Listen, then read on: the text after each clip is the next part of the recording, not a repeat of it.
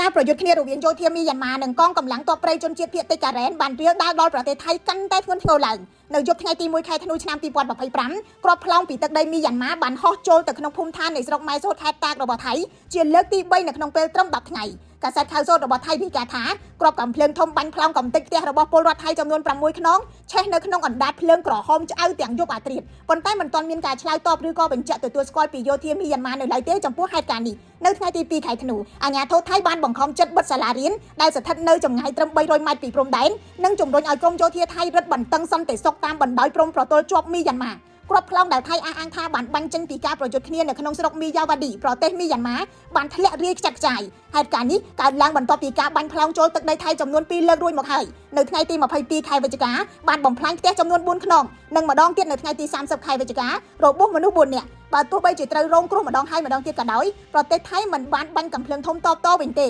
ដោយគ្រាន់តែបាញ់គ្រាប់បែកផ្សែងនិងកាំភ្លើង120មីលីម៉ែត្រចំនួន4គ្រាប់ទៅលើមេឃជាការព្រមានប៉ុណ្ណោះសភាវុធដែលថៃបញ្ជូនទៅព្រំដែនមីយ៉ាន់ម៉ាត្រូវបានដាក់បញ្ឈរនៅប្របទន្លេមីយ៉ាវ៉ាឌីដែលខ័ណ្ឌចែកដែនដីថៃនិងមីយ៉ាន់ម៉ាឧត្តមសេនីយ៍ឯកម៉ៃត្រីជូព្រីឆាមេបញ្ជាការកងកម្លាំងណារ៉េស៊ូបានបញ្ជាឲ្យបិទច្រកឆ្លងកាត់ក្រៅផ្លូវការទាំងអស់និងកំពង់ផែផងខណៈដែលកងកម្លាំងយោធាមីយ៉ាន់ម៉ាបានរុលទៅមុខជាមួយនឹងអាវុធធុនធ្ងន់ឆ្ពោះទៅកាន់ទីតាំងគៀកជិតនឹងដែនដីថៃ